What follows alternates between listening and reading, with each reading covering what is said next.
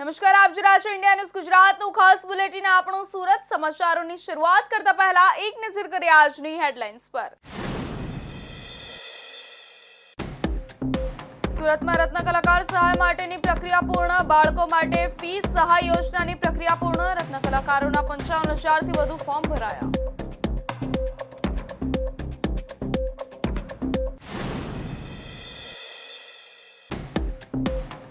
सम्राट अपार्टमेंट बेसी जवानी बीती असमसे तात्कालिक तपास फ्लेट खाली कराव्या, लोकोનું अचानक સ્થળાંતર કરાતા દોડધામ।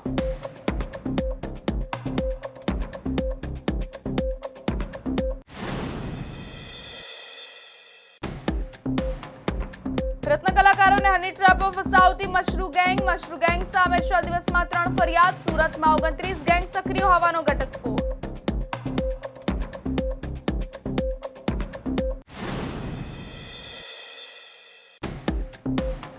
સુરતના પાંડેસરામાં પોલીસની મોટી કાર્યવાહી, 18 કિલો ગાંજા સાથે 7 આરોપીઓની ધરપકડ, 2 લાખથી વધુનો મુદ્દામાલ જપ્ત।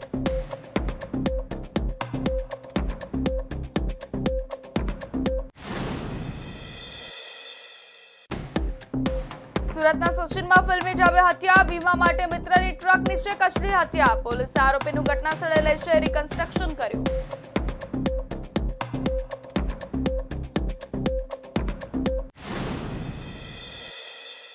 હવે સમાચાર વિસ્તારથી।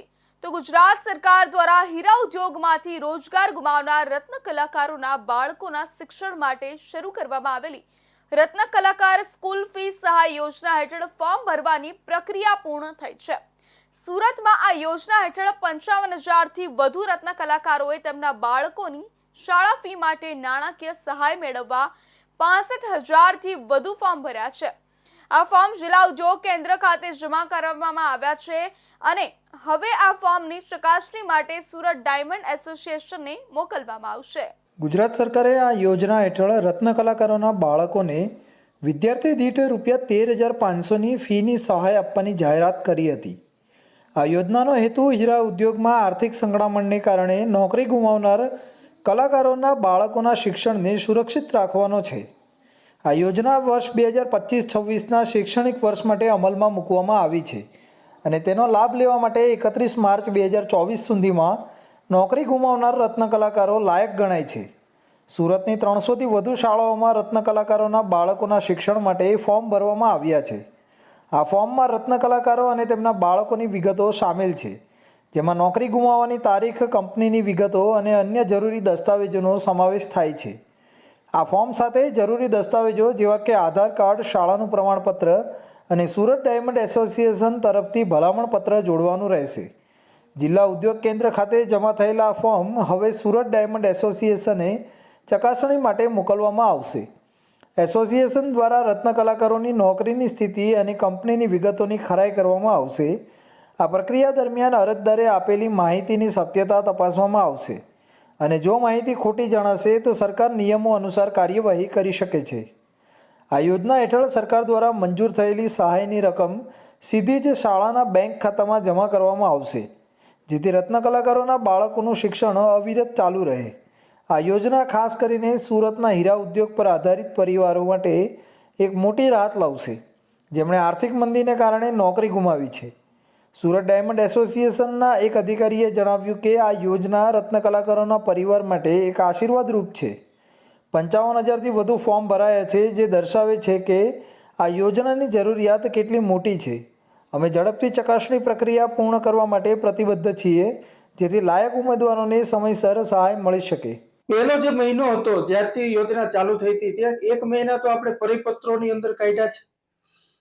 પહેલા પરિપત્ર એવો હતો કે સુરત ડાયમંડ એસોસિએશન સિક્કામારી જિલ્લા ઉદ્યોગ કેન્દ્રમાં જમા કરાવવાના, ત્યારબાદ સ્કૂલોને જવાબદારી સોંપવામાં આવી, ત્યારબાદ ફરીવાર જિલ્લા ઉદ્યોગ કેન્દ્રને આ ફોર્મ જમા કરાવી અને સુરત ડાયમંડ એસોસિએશનમાં મોકલવામાં આવ્યા। એટલે 1 મહિના જેટલો સમય તો આપણે પરિપત્રોમાં અને રત્ન કલાકારોને ક્યાં ફોર્મ જમા કરાવવા એ માટે અસ્તમંજસમાં હતા। એ માટે રત્ન કલાકારો પણ સમજી ના શક્યા। ત્યારે ખૂબ જ ટૂંકા ગાળાની અંદર 65,000 ફોર્મ ભરાવવા એ ખૂબ જ ગંભીર આ બાબત છે કહી શકાય અને સરકારે આની મંદીની ગંભીરતા સમજવી જોઈએ। હવે સરકાર અને સુરત ડાયમંડ એસોસિએશન દ્વારા ફોર્મની વિગતોની સઘન તપાસ કરવામાં આવશે. આ તપાસમાં ખાસ કરીને એ ચકાસવામાં આવશે કે અરજદાર રત્ન કલાકાર ખરેખર હીરા ઉદ્યોગમાંથી છૂટા થયા છે કે નહીં અને તેઓ કઈ કંપનીના કર્મચારી હતા. આ પ્રક્રિયા પૂર્ણ થયા બાદ લાયક ઉમેદવારોના બાળકોની શાળાની ફી સીધી શાળાઓને ચૂકવવામાં આવશે. આ યોજના હેઠળ ફોર્મ ભરવાની સમયમર્યાદા પૂર્ણ થઈ ગઈ હોવાથી હવે જે રત્ન કલાકારો ફોર્મ ભરવામાં રહી ગયા છે તેઓ આગામી વર્ષની યોજના માટે અરજી કરી શકે છે. સરકારે અરજદારોને સલાહ આપી છે કે તેઓ તમામ જરૂરી દસ્તાવેજો તૈયાર રાખે અને જિલ્લા ઉદ્યોગ કેન્દ્રનો સંપર્ક કરે. સુરતના પુણા વિસ્તારની અંદર સમ્રાટ એપાર્ટમેન્ટના રહીશોને એકાએક જ મકાન ખાલી કરાવવામાં આવ્યા છે. ડ્રેનેજ લાઇનની કામગીરી થયા બાદ ખાડીનો એક ભાગ બેસી જતા સમ્રાટ એપાર્ટમેન્ટ નમી જાય તેમ હોવાનું કહીને એસએમસીની દબાણ શાખાએ અચાનક જ સમ્રાટ એપાર્ટમેન્ટ પર પહોંચી ફ્લેટને બંધ કરાવવાનું શરૂ કરી લોકોને મકાનમાંથી બહાર કાઢવામાં આવ્યા હતા. ત્યારે કેટલાક લોકોને કોમ્યુનિટીમાં શિફ્ટ કરાયા હતા તો અન્ય લોકો પોતાના ફ્લેટ ખાલી કરીને પોતાના નજીકના સંબંધીઓને ઘરે પહોંચ્યા હતા. આ દરમિયાન કોઈ જવાબદાર અધિકારી સ્થળ પર હાજર રહ્યા ન હતા, માત્ર દબાણ ખાતાના માણસો હતા. સુરત પાલિકાના વરાછા એ ઝોનમાં પૂણા વિસ્તારમાં ખાડી કિનારે સમ્રાટ સોસાયટી વિસ્તાર આવેલો છે. આ સોસાયટીના ગ્રાઉન્ડ+2 માળના સમ્રાટ એપાર્ટમેન્ટ બિલ્ડિંગમાં એક તરફનો ભાગ નમી પડતા ગભરાટ ફેલાયો હતો. આ અંગેની જાણ પાલિકાના વરાછા એ ઝોનને થતાં વરાછા એ ઝોનના અધિકારીઓ તાત્કાલિક ઘટના સ્થળે પહોંચી ગયા હતા. સ્થિતિનું નિરીક્ષણ કર્યા બાદ જોખમી લાગતા બિલ્ડિંગનો વસવાટ ખાલી કરાવ્યો છે. એપાર્ટમેન્ટમાં 10 પરિવાર રહે છે. અચાનક ખાલી કરાવતા વસવાટ કરનારાઓમાં ગભરાટ ફેલાયો છે. જોકે પાલિકાએ મોડે કોમ્યુનિટી હોલમાં વૈકલ્પિક વ્યવસ્થા કરી હતી. કેટલાકે તો સંબંધીઓના ઘરે રહેવાની ફરજ પડી છે. સમ્રાટ એપાર્ટમેન્ટથી અશોક વાટિકાથી સહયોગ સોસાયટી તરફની ડ્રેનેજ લાઇન નાખવામાં આવી હતી. આ ડ્રેનેજ લાઇનની ઊંડાઈ 20 થી 22 ફૂટ હતી. ખાડી ઉપરથી ડ્રેનેજ લાઇન લઈ જવાનો પ્રયાસ કર્યો પરંતુ તેનું લેવલ મળતું ન હોવાથી ખાડીના નીચેથી 20 થી 22 ફૂટ ખોદીને ડ્રેનેજ લાઇન લઈ જવામાં આવી છે. ખાડીના જે બીમ હતા તે જેસીબીથી ખોદી નાખવામાં આવ્યા અને નીચેથી પાઇપલાઇન નાખવામાં આવી હતી, જેથી ખાડીનો જે એક સાઈડનો ભાગ હતો તે એકાએક બેસી ગયો હતો. કોર્પોરેશન દ્વારા ત્યાં ખાડી ઉપર જે જગ્યા બેસી ગઈ હતી ત્યાં પુરાણ કરીને કપચી વગેરે નાખીને તાત્કાલિક પુરાણ કામ કર્યું હતું. જોકે ડ્રેનેજ લાઇનની કામગીરી બાદ ખાડીનો એક ભાગ બેસી જવાથી એસએમસીની દબાણ શાખાએ તાત્કાલિક ધોરણે સમ્રાટ એપાર્ટમેન્ટ પહોંચીને ફ્લેટને બંધ કરાવવાનું શરૂ કરી દીધું હતું. નાના બાળકો અને મહિલાઓ સાથે 10 પરિવારો અંદાજે 40 થી 50 લોકોને મકાનમાંથી બહાર કાઢવામાં આવ્યા હતા, જેમાંથી 15 થી 20 લોકોને કોમ્યુનિટી હોલમાં શિફ્ટ કરાયા હતા. સમ્રાટમાં રહેતા હતા એને અમે તો કામે ગયા હતા. અચાનક બધા આવ્યા એસઆરપી વાળા ઘરમાં ઘૂસી ગયા ને કે તમે તાત્કાલિક ખાલી કરી નાખો. તો અમે કીધું અમે અટાણે અચાનક ક્યાં જાય કે ગમે ત્યાં જાઓ, અમારે કઈ જોવા નથી. અમે નાના છોકરા લઈને રોડવે બેઠા હતા. 10 વાગ્યા લગી રાતના બેઠા. પછી બધા માણસો દઈ આવી કે તમે આને બિચારા હેરાન છે કે આને ગમે ને રહેવાનું કહી દઉં. પછી અમને અહીં બતાવ્યું તમે આ લેવા. સાંજે નાસ્તો દઈ ગયા હતા, ક્યારેક કોઈ વસ્તુ નથી, પાણી નથી, કોઈ વસ્તુ નથી. તમને ક્યાંક રહેવાની સુવિધા કહી દો, તમે ક્યાંક રહી. એટલે અમે સહી 20 જણા સહી. જ્યારે અન્ય લોકો પોતાના ફ્લેટ ખાલી કરીને પોતાના નજીકના સંબંધીઓને ઘરે પહોંચ્યા હતા. નીચે દુકાન અને ઉપરના 2 માળના 10 જેટલા ફ્લેટ આવેલા હતા, જેમાં 10 જેટલા પરિવાર રહેતા હતા, જે પૈકી 4 પરિવારને કોમ્યુનિટી હોલમાં મોડે ખસેડવામાં આવ્યા હતા. ત્યારે 5 જેટલા પરિવારજનોએ જીવનનું જોખમ લાગતા સંબંધીના ઘરે જતા રહ્યા હતા. ગતરોજ બપોરે 1 વાગ્યા આસપાસ એપાર્ટમેન્ટની નીચેની માટી ધસી પડી હતી. જોકે સાંજે આ એપાર્ટમેન્ટ જોખમી હોવાનું કહીને તાત્કાલિક ખાલી કરાવવામાં આવ્યું હતું. તો સુરતમાં રત્ન કલાકારોને જો હની ટ્રેપમાં ફસાવી મસમોટી રકમ પડાવતી મશરૂ ગેંગનો 6 દિવસ પહેલા પર્દાફાશ થયા બાદ અત્યાર સુધીમાં 3 પોલીસ ફરિયાદ નોંધાઈ છે. હની ટ્રેપમાં શિકારને ફસાવ્યા બાદ તેની પાસેથી ખંડણી વસૂલવા ગયેલા ગેંગના સાગરીતો સીસીટીવીમાં કેદ થયા છે. સુરતમાં રત્ન કલાકારોને હની ટ્રેપમાં ફસાવી મસમોટી રકમ પડાવતી 29 ગેંગ સક્રિય હોવાનો પોલીસની પ્રાથમિક તપાસમાં ઘટસ્ફોટ થયો છે. ગેંગના સભ્યો સોશિયલ મીડિયાને લિફ્ટ મેળવવાના બહાને રત્ન કલાકારોને ટાર્ગેટ કરતો હોવાનો ઘટસ્ફોટ થયો છે. 22 જુલાઈ 2025ના રોજ લસકાણા પોલીસ સ્ટેશનમાં એક ફરિયાદ દાખલ કરવામાં આવી હતી, જે 15 મે 2025ના રોજ બનેલી ઘટના સંબંધિત હતી. 51 વર્ષીય ભોગ બનનાર રત્ન કલાકાર બાઇક લઈને જઈ રહ્યા હતા ત્યારે કામરેજ બાજુથી ધર્મિષ્ઠા રૂપા રાખોલિયા નામની મહિલાએ લિફ્ટ માંગી હતી. લિફ્ટ આપવાના બહાને તે બાઇક પર પાછળ બેસી ગઈ હતી અને ત્યારબાદ તેણે પોતાની ગેંગના સભ્યોને જાણ કરી દીધી હતી. પછી આ મહિલાએ રત્ન કલાકારને મળવા અને ફરવા જવાનું કહ્યું હતું. જ્યારે તેઓ ગલતેશ્વર ગયા ત્યારે ગેંગના સભ્યો અમિત મશરૂ, સુમિત મશરૂ, અલ્પેશ પટેલ અને એક અજાણી વ્યક્તિ ત્યાં પહેલેથી જ હાજર હતા. જ્યારે રત્ન કલાકાર અને મહિલા ગળે મળી રહ્યા હતા ત્યારે ગેંગના સભ્યો ત્યાં પહોંચી ગયા અને તેમને માર માર્યો. હથકડી બતાવીને પોતાની ગાડીમાં બેસાડી દીધા. તેમને ડ્રગ્સ અને બળાત્કારના કેસમાં ફસાવી દેવાની ધમકી આપીને 10 લાખની ખંડણી માંગી હતી. રત્ન કલાકારે અલ્પેશ પટેલને એટીએમમાંથી 50,000 આપ્યા હતા અને બાકીના 40,000 પોતાના સંબંધી પાસેથી લાવીને આરોપીઓને આપ્યા હતા, જેના સીસીટીવી ફૂટેજ પણ સામે આવ્યા છે. તેણે મિત્ર પાસેથી 1.5 લાખ અને અન્ય એક વ્યક્તિ પાસેથી 1 લાખ લઈને આપ્યા હતા. એક રત્ન કલાકારને હની ટ્રેપમાં ફસાવી ખંડણી વસૂલવા આવેલો ગેંગનો સાગરીત સીસીટીવીમાં કેદ થયો છે, જેમાં ફરિયાદી પૈસા લેવા માટે તેના મિત્રની ઓફિસ પર આવે છે. આ સમયે આરોપી પણ ફરિયાદીની સાથે જ રહે છે. ફરિયાદીએ તેના મિત્ર પાસેથી 40,000 રૂપિયા ઉછીના લઈને આરોપીને આપ્યા હોવાનું સામે આવ્યું છે. આ સમગ્ર ઘટના सीसीटीवी में कैद થઈ હતી. ताजेतर में हनी ट्रैप के 2 ऑफेंस कतारगाम पुलिस स्टेशन में रजिस्टर हुए हैं और एक तीसरा एक ऑफेंस है जो लसकाना पुलिस स्टेशन में रजिस्टर हुआ. उसके बना हुए 15/5/2025 का है. उसमें एक रत्न कलाकार है वो कामरेज जा रहा था तो उसके पास धर्मिष्ठा वल्लू उर्फे रूपा राखोलिया ने लिफ्ट ली और आगे जाके उसको बोला कि अगर तुमको मुझे एकांत में मिलना हो तो हम गलतेश्वर जाते हैं. फिर वो गलतेश्वर गए तो वहाँ जब वो पहुँचे और एकांत में वो रहे तब वहाँ मशरू गैंग के सभ्य अमित मशरू, सुमित मशरू, अल्पेश पटेल और एक अजाना इसम आ गया और उन्होंने उसको धमकाया कि भाई तुमको ड्रग्स और रेप के केस में फिट कर देंगे अगर तुम 10 लाख नहीं दोगे तो. फिर ऐसा बोल के उसको सूरत सिटी में वापस लाए. फिर उसके एटीएम से 50,000 विड्रॉ किए, 40,000 उसके साधु भाई से लिए और 2 फ्रेंड से एक से 1.5 लाख, एक से लाख, ऐसा करके टोटल 3-3.5 लाख का उनके पास से फिरौती वसूल की. સૌથી ચોંકાવનારી બાબત એ હતી કે જ્યારે મહિલા દ્વારા હની ટ્રેપ સફળતાપૂર્વક ગોઠવાઈ જતી ત્યારે ગેંગના પુરુષ સભ્યો કોડવર્ડ ભાષામાં પેપર પહોંચી ગયું છે એવા સાંકેતિક શબ્દોનો ઉપયોગ કરતા હતા, જે તેમના ગુનાહિત કાર્યોમાં ગુપ્તતા જાળવવામાં મદદ કરતા હતા. ભોગ બનેલી વ્યક્તિ સમાજમાં બદનામી થવાના ડરથી પોલીસ કેસ ન કરતી હોવાથી આ ટોળકી અન્ય લોકોને પણ શિકાર બનાવતી હતી. તો સુરતના પાંડેસરા વિસ્તારમાં પોલીસે નશીલા પદાર્થોની હેરાફેરી સામે મોટી કાર્યવાહી હાથ ધરી છે. પાંડેસરા પોલીસે ગુપ્ત બાતમીના આધારે જલારામ નગર નજીક ઓટો રિક્ષામાં ગાંજાની ડિલિવરી કરવા જઈ રહેલા 7 આરોપીઓની ધરપકડ કરી છે. પોલીસે આરોપીઓ પાસેથી 18 કિલો 530 ગ્રામ ગાંજો અને 2 લાખથી વધુ કિંમતનો મુદ્દામાલ જપ્ત કર્યો છે. આરોપીઓ ઓરિસ્સાથી ટ્રેન મારફતે સુરત ખાતે ગાંજો લાવ્યા હતા. પાંડેસરા પોલીસને મળેલી ગુપ્ત બાતમીના આધારે જલારામનગર વિસ્તારમાં ઓટો રિક્ષાને રોકીને તપાસ કરવામાં આવી હતી. આ ઓટો રિક્ષામાંથી 2 બેગ મળી આવી, જેમાંથી એક બેગમાં 18 કિલો 530 ગ્રામ ગાંજો પેક કરેલો હતો.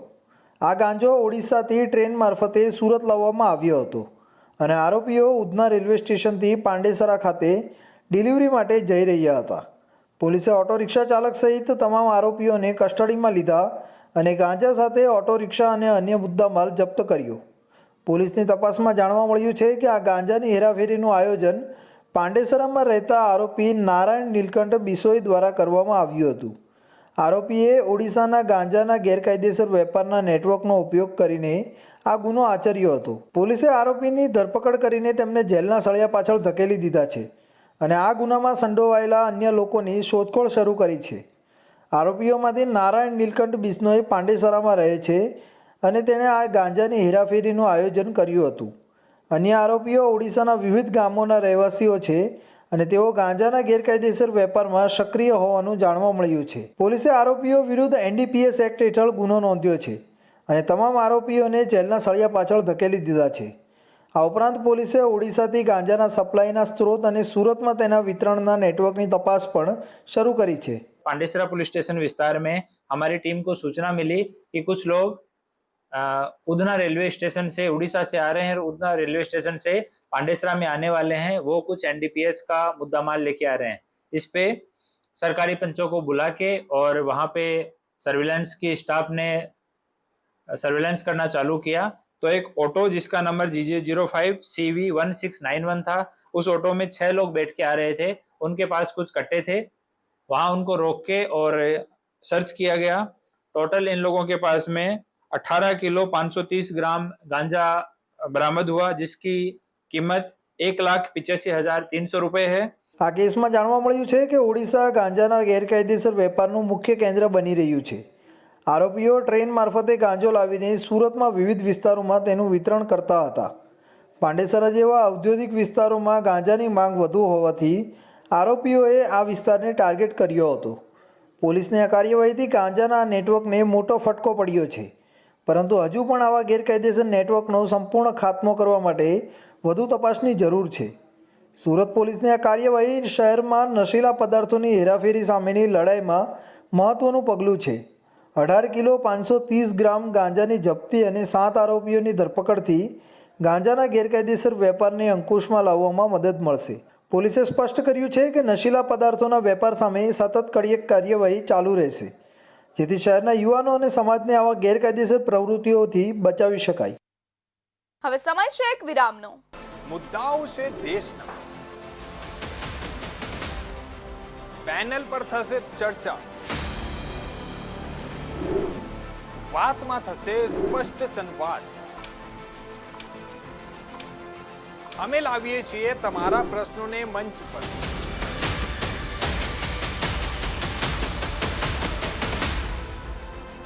કેમ કે સમસ્યા તમારી, લડત તમારી। જુઓ મારી સાથે ફક્ત इंडिया न्यूज गुजरात पर।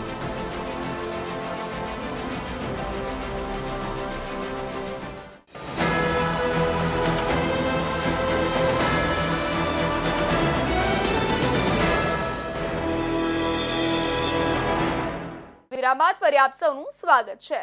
સુરતના સચિન વિસ્તારમાં એક ચોંકાવનારો હત્યાકાંડ સામે આવ્યો છે, જે કોઈ ક્રાઇમ થ્રિલર ફિલ્મની પટકથાને ટક્કર આપે તેવો છે।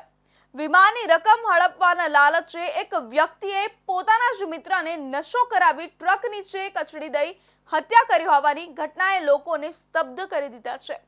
આ ઘટનાની તપાસમાં સચિન પોલીસે આરોપીની ધરપકડ કરી અને ઘટનાનું રિકન્સ્ટ્રક્શન કરીને ગુનાની વિગતો ખુલ્લી કરી છે। સચિન પોલીસ સ્ટેશનની હદમાં બનેલી આ ઘટનામાં આરોપીએ પોતાના મિત્રને, જેનો વીમો હતો, તેની હત્યા કરવાનું ષડયંત્ર રચ્યું હતું।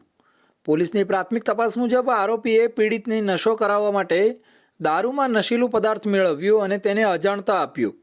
જ્યારે પીડિત નશાની હાલતમાં હતો ત્યારે આરોપીએ તેને રસ્તા પર લઈ જઈ ટ્રક નીચે ધકેલી દીધો, જેથી એવું લાગે કે આ એક અકસ્માત હતો। આ ઘટના એટલી સુનિયોજિત હતી કે તેની પાછળનું સત્ય શોધવું પોલીસ માટે પણ પડકારજનક હતું। સચિન પોલીસને આ ઘટના અંગે શંકા ગઈ અને તેમણે આસપાસના સીસીટીવી ફૂટેજની તપાસ શરૂ કરી। સીસીટીવી ફૂટેજમાં આરોપી અને પીડિતને એકસાથે જોવા મળ્યા હતા, જેમાં પીડિત નશાની હાલતમાં લથડતો જોવા મળ્યો હતો। આ ફૂટેજ પોલીસને ગુનાની પદ્ધતિ સમજવામાં મહત્વની ભૂમિકા ભજવી। આ ઉપરાંત પોલીસે આરોપીની પૂછપરછ દરમિયાન જાણ્યું કે તેનો હેતુ વીમાની રકમ મેળવવાનો હતો, જેના માટે તેણે આ ગુનો આચર્યો હતો। સચિન પોલીસે આરોપીને સાથે રાખીને ઘટના સ્થળે રિકન્સ્ટ્રક્શન કર્યું, જેમાં આરોપીએ ગુનાની સમગ્ર પ્રક્રિયાનું નાટ્ય રૂપાંતર કરીને બતાવ્યું હતું। પોલીસે આ રિકન્સ્ટ્રક્શન દરમિયાન દરેક પગલું નોંધ્યું, જેમાં આરોપીએ પીડિતને દારૂ આપવાથી લઈને ટ્રક નીચે ધકેલવા સુધીની વિગતોનો સમાવેશ થાય છે। આ રિકન્સ્ટ્રક્શનથી પોલીસને ગુનાની પદ્ધતિ અને આરોપીની નિયત વિશે સ્પષ્ટ પુરાવા મળ્યા। આ પ્રક્રિયા દરમિયાન પોલીસે ઘટના સ્થળની ઝીણવટભરી તપાસ કરી અને આસપાસના સાક્ષીઓના નિવેદનો પણ નોંધ્યા। આરોપીની ધરપકડ બાદ પોલીસે તેની સામે ભારતીય દંડ સંહિતાની કલમ 302, 120B અને અન્ય સંબંધિત કલમો હેઠળ ગુનો નોંધ્યો છે। આરોપી હાલ પોલીસ કસ્ટડીમાં છે અને વધુ પૂછપરછ ચાલી રહી છે। પોલીસને શંકા છે કે આ ગુનામાં અન્ય કોઈ વ્યક્તિની સંડોવણી પણ હોઈ શકે છે, જેની તપાસ ચાલી રહી છે। સચિન પોલીસ સ્ટેશન ખાતે એક ફેટલ નો બનાવ, અનડિટેક્ટ ફેટલનો બનાવ હતો, જે પોલીસના મહેનતથી મર્ડરના બનાવ તરીકે જે કહેવાય ડિટેક્ટ કરવામાં આવ્યો હતો। જેમાં આરોપી જે છે શિવકુમાર મિશ્રા, એમને સાથે રાખીને આજરોજ જે રીતના બનાવ બનેલો હતો તે વખતે એનું રિકન્સ્ટ્રક્શન પંચનામું કરવામાં આવ્યું છે। ગુનો આચરવાનું કારણ એના જે કહેવાય પોતે ડ્રાઈવર તરીકે ઘણા વર્ષો કામ કરેલું છે અને બાદમાં એને પોતે ટ્રક માલિક તરીકે 2 ટ્રક ખરીદ્યા હતા અને સાથે વીમા પોલિસી પણ હતા, જેમાં ટ્રકો વ્યવસ્થિત નહીં ચાલતા ધંધાના આર્થિક મંદી ઓલામાં આવી જતા, જે આર્થિક સંકળામણમાં આવી જતા એને વિચાર આવ્યો કે ભાઈ આમાંથી બહાર નીકળવું હોય તો પોતાને મૃતક તરીકે જાહેર કરી દે.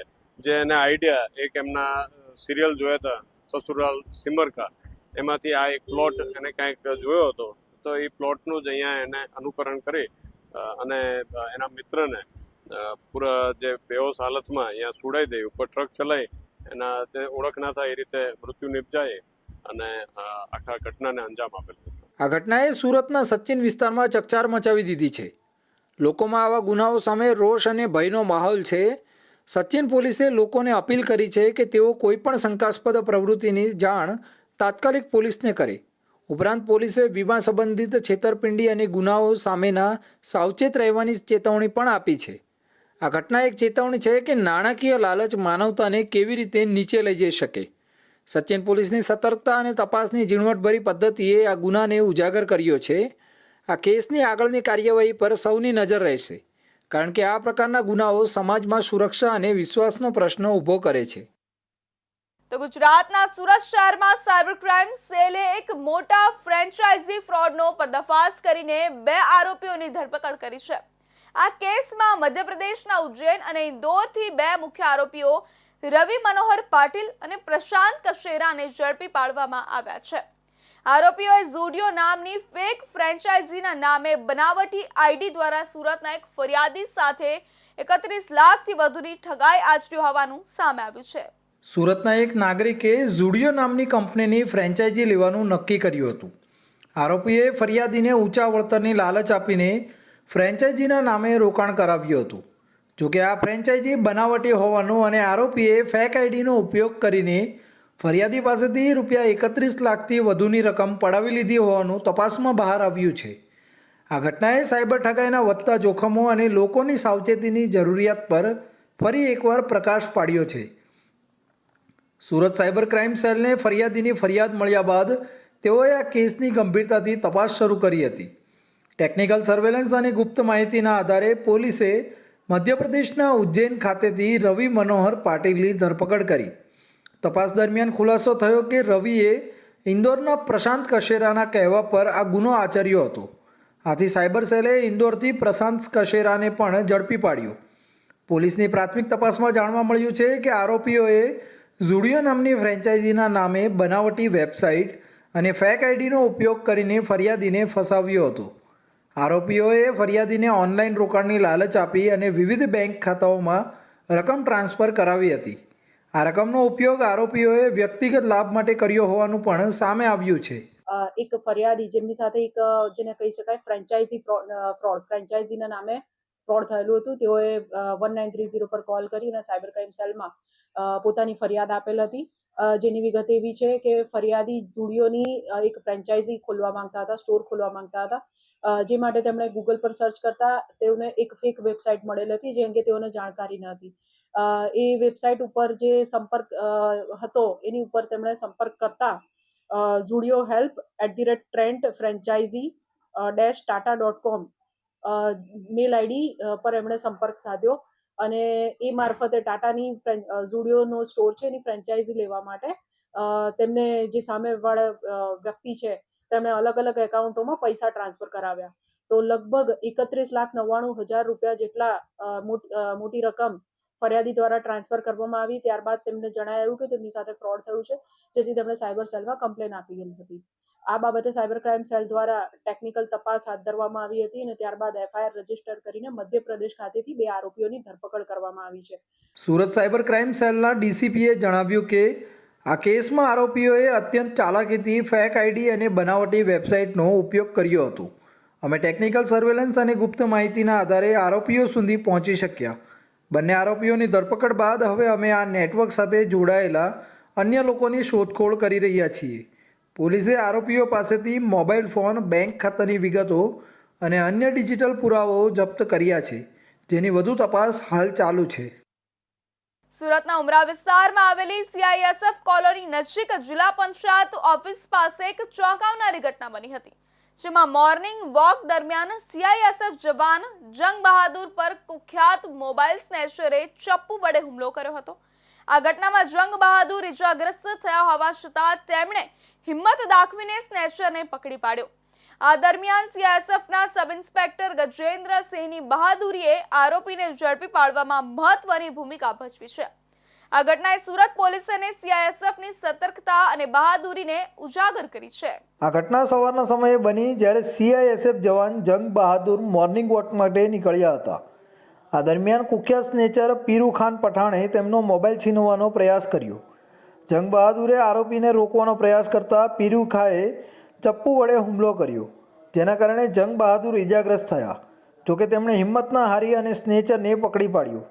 આ ઘટના દરમિયાન નજીકમાં હાજર CISF સબ ઇન્સ્પેક્ટર ગજેન્દ્રસિંહે તાત્કાલિક દોડીને મદદ માટે આવ્યા. સ્નેચર ભાગી છૂટવાનો પ્રયાસ કરી રહ્યો હતો, પરંતુ ગજેન્દ્રસિંહે અથાગ પ્રયાસો સાથે તેનો લગભગ 1 કિલોમીટર સુધી પીછો કર્યો. આ દરમિયાન આરોપીએ ગજેન્દ્રસિંહ પર પણ ચપ્પુ વડે હુમલો કર્યો, જેના કારણે તેમની વર્દી ફાટી ગઈ. તેમ છતાં ગજેન્દ્રસિંહે હિંમત ના હારી અને આરોપીને ઝડપી પાડીને ઉમરા પોલીસના હવાલે કર્યો. ઉમરા પોલીસે આ ઘટનાને ગંભીરતાથી લઈને આરોપી પીરુ ખાન પઠાણની ધરપકડ કરી પોલીસે તેની સામે હત્યાનો પ્રયાસ અને લૂંટની ફરિયાદ નોંધી છે. આરોપીની તપાસ દરમિયાન પોલીસે તેની પાસેથી ચોરીની એક બાઇક અને 2 મોબાઈલ ફોન કબજે કર્યા. આ ઉપરાંત આરોપી સામે વધુ 3 ગુનાઓ નોંધવામાં આવ્યા છે. પીરુ ખાન પઠાણ કોઈ સામાન્ય આરોપી નથી. તેની સામે અગાઉ 13 સ્નેચિંગના ગુનાઓ નોંધાયેલા છે અને તેની સામે એક વખત પોલીસે પાસા એક્ટ હેઠળ પણ કાર્યવાહી કરી હતી. તેમ છતાં તેની ગુનાહિત પ્રવૃત્તિઓ ચાલુ રહી હતી, જે આ ઘટનામાં સ્પષ્ટ થાય છે. सूरत सिटी में उमरा पुलिस स्टेशन की हद में CISF का जलाराम के पास में इनका कैंप है, जहाँ पे रेजिडेंशियल बैरक और वहाँ कंट्रोल रूम बना हुआ है. वहाँ पे सुबह करीब 8 बजे जंग बहादुर नाम का एक जवान था. वो जवान बाहर मॉर्निंग वॉक कर रहा था. उस टाइम पे आरोपी पीरू खान उर्फे बाबू सब्बीर खान पठान, ये बेस्तान आवास में रहता है. मूल रूप से सिंधखेड़ा महाराष्ट्र का रहने वाला है. ये एक TVS की बाइक के ऊपर आया और इसने उसका मोबाइल छीनने का प्रयास किया. चाकू दिखाया, चाकू दिखा के डराया, डरा के इसका मोबाइल रॉबरी कर लिया. मोबाइल छीनने के बाद में उस जवान ने, CISF के जवान ने थोड़ी हिम्मत दिखाते हुए शोर शराबा किया कि भागो, यहाँ पे ये लुटेरा आया है. इस तरह से इसको पकड़ने का प्रयास किया. इस बीच में ये वहां से छुड़वा के चाकू दिखा के भागा और सामने एक स्कूटी पे एक दूसरा व्यक्ति जा रहा था, उसकी स्कूटी रुकवाई, उसको चाकू दिखा के वो स्कूटी भी लूटी. स्कूटी स्टार्ट नहीं हुई इससे, तो वो स्कूटी को छोड़ के पैदल भागा. इतने में कैंप के अंदर से CISF के जवान दूसरे और कुछ आसपास के लोग वो सब इकट्ठे हुए और वहाँ इसको पकड़ के पुलिस को फोन किया गया. આ ઘટનામાં CISF જવાન જંગ બહાદુર અને સબ ઇન્સ્પેક્ટર ગજેન્દ્રસિંહની બહાદુરી અને સતર્કતાની ચોમેર પ્રશંસા થઈ રહી છે.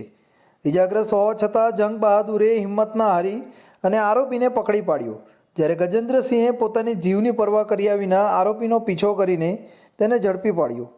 આ ઘટનાએ CISFની ફરજ પ્રત્યેની નિષ્ઠા અને નાગરિકોની સુરક્ષા માટેની તેમની પ્રતિબદ્ધતાને ઉજાગર કરી છે. ઉમરા પોલીસે આ ઘટનાને ગંભીરતાથી લઈને તાત્કાલિક કાર્યવાહી કરી અને આરોપીને કસ્ટડીમાં લઈને તપાસ શરૂ કરી. પોલીસ હવે આરોપીના અન્ય ગુનાઓની પણ તપાસ કરી રહી છે, જેથી તેની ગુનાહિત પ્રવૃત્તિઓ પર અંકુશ મૂકી શકાય. વ્યારા ખાતે માળી સમાજ દ્વારા શ્રી સંત શિરોમણી સાવતા મહારાજની 730મી પુણ્યતિથિની ઉજવણી ભવ્ય રીતે કરવામાં આવી હતી. ચંદ્રકાંતભાઈ સૂર્યવંશીના નિવાસથી શરૂ થયેલી પાલખી યાત્રા ભજન કીર્તન સાથે શહેરના મુખ્ય માર્ગો પરથી પસાર થઈને ઉનાઈ નાકે આવેલા અંબાજી મંદિરે સમાપ્ત થઈ હતી. મંદિર હોલ ખાતે સમાજના તેજસ્વી વિદ્યાર્થીઓનું સન્માન તેમજ વિદ્યાર્થીઓને નોટબુક વિતરણ કરવામાં આવ્યું હતું.